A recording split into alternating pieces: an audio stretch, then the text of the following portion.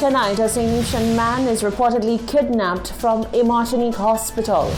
The mother of a young woman who was the first homicide victim for 2021 speaks months following her daughter's brutal killing, now that police have confirmed the identity of the burnt remains. And students are back in their classrooms and speaking up about what it feels like to be back after months of online learning. The details of these stories and more coming up.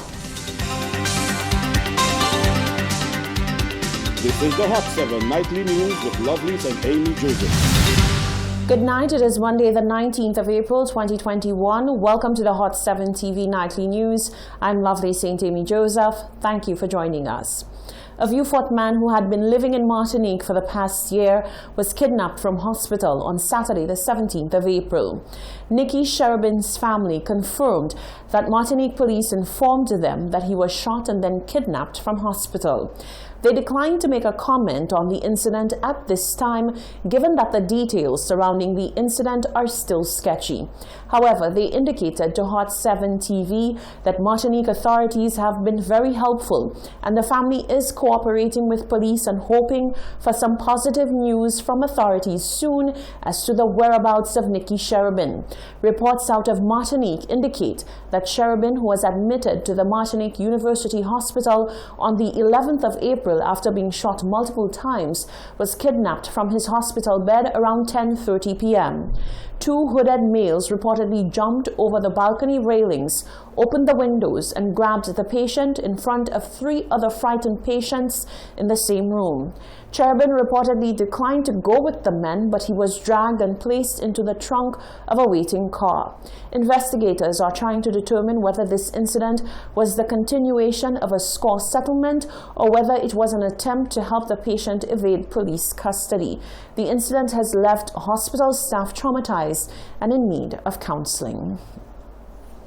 In other news, the quaint agricultural community of Fort St-Jacques was rocked by gun violence on Sunday night. Word coming to our newsroom is that a man of Moka, Fort St-Jacques, was allegedly shot inside his home. While the details surrounding the incident are still emerging, amateur footage shows police responding to the incident. According to the residents of the area, the shooting victim was not a known troublemaker. Vinas la sa moumou vinas ye, vinas a yu epi tout moun. Oui, pou ka fizi yon moun kosa di da ka ili kon agasan. Sa yi lwa. Hein? Mon kou yi moute la tellement moi si moi peche jebe se bourreau la location, moi pas jeune se bourreau à mon la gason. Vous avez là mon kou yi moute la go, quand c'est blague dadi là, le di Dieu chez Guidas là. Qui voyez? Pourquoi quoi ça c'est la vie sur caché ba moun di da ka ili da ka sa oui.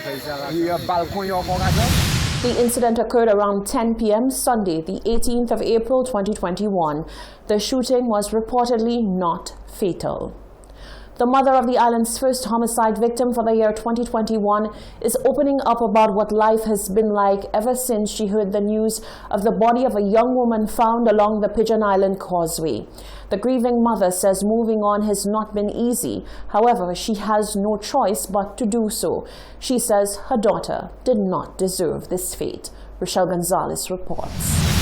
On Saturday, January 23rd, the body of a young woman was discovered along the Pigeon Island Causeway in a partially decomposed state, sending shockwaves across the nation.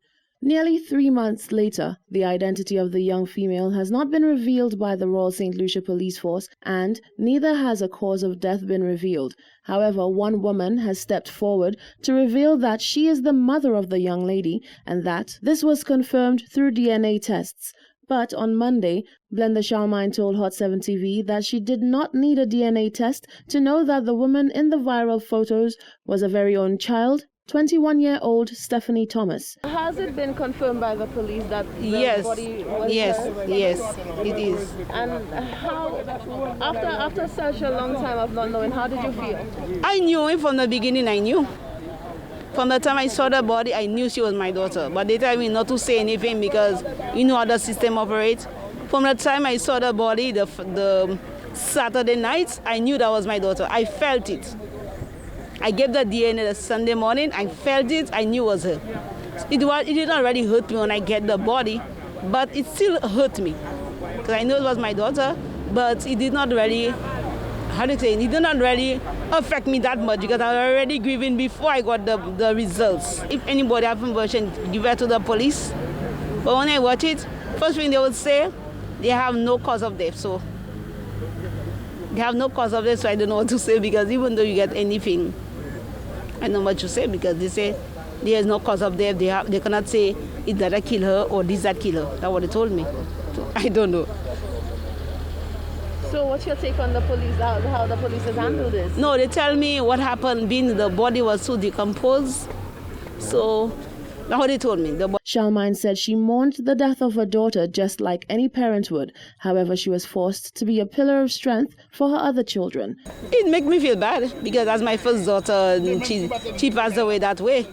But what can I do about it? We can't do nothing much about it. Just have to leave it unto God. Because I cry, I don't sleep, I don't eat properly. But I ask God the strength for me to go on with my life. I have other kids. I cannot leave it on her own. I can't put my mind on her alone. I have other kids. I have grandkids to take care of. And I'm the mother. I'm the father. I have to push forward. Yeah, where you working? And what has life been like for you since? Not easy. Sleepless nights. I have to try my best to get ends meet and stuff. The grieving mother became emotional as she remembered the life of her first child. Stephanie was a kind person. Even though she lived her life, how she lived her life, Stephanie, there's nothing in life she would ask her to do and she would not do it for you. She would ask herself something and she will not tell you no. She have it, she will give it to you. She don't have it, tell you, oh, I don't have it, or I do, or you'll get it someday, but you will get it. I was a mother, I was a father. She didn't have already a father figure to say. Robertson was a father figure. But to say, living with her, no, she didn't have a father figure. For say. I know she don't live her life the way she's supposed to. But she should not die the way she died. But in all the good things, I'll get bad too. Because some first thing people would say, hey, is me that have Stephanie the way she is? The way like I put her out? For the public, I never put Stephanie out. Stephanie left my home 16 years. She dropped off from school for Ingram Form 2. I never put my daughter out. She wanted her own way, she left. Stephanie always come to visit us. Stephanie never stayed about a month or 2 months. She always around me. Christmas Day, she around me. My train birthday, she's around. Stephanie never misses us. She never stay a month without us. Because I'm being hurt to hear people saying that I put her out. I never put her out, not one for one day. Shalmine said whilst she wishes no harm to the people involved in her daughter's death, she is leaving the matter in God's hands and she knows that there will be justice for her daughter. Reporting for Hot 7 News, I am Rochelle Gonzalez. Thank you, Rochelle. Thousands of students across the island returned to their physical classrooms on Monday to commence the third academic term. Stakeholders are hoping for the best this time around, given that other attempts to return to regular schooling have been thwarted by waves of COVID-19 that saw spikes in cases.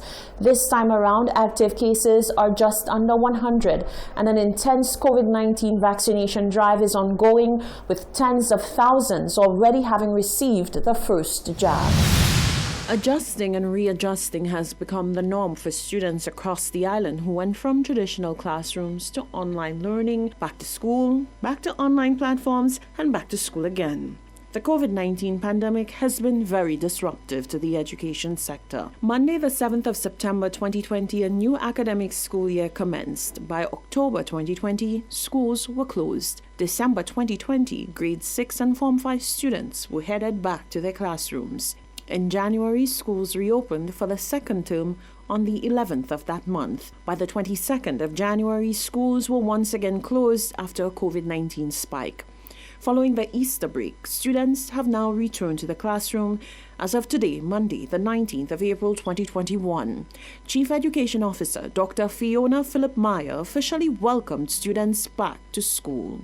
It is really a continuous joy for me. It's also always a disappointment when we close, and I'm very much aware of the issues surrounding our students when we are away from school.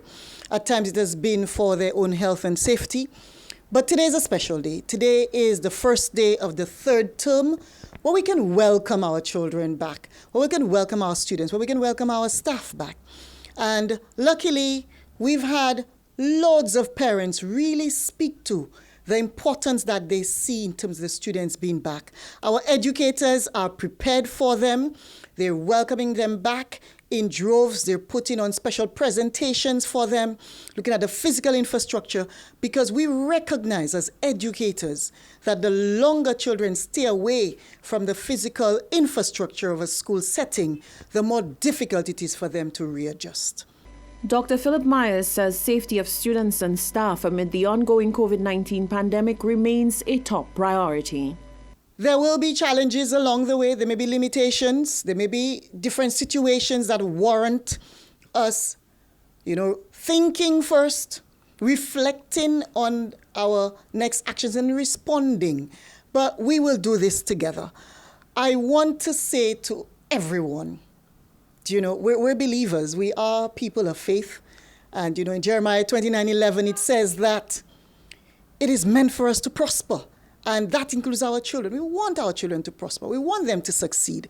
They're not meant to be on the roadside and sitting around just missing out on an opportunity for school.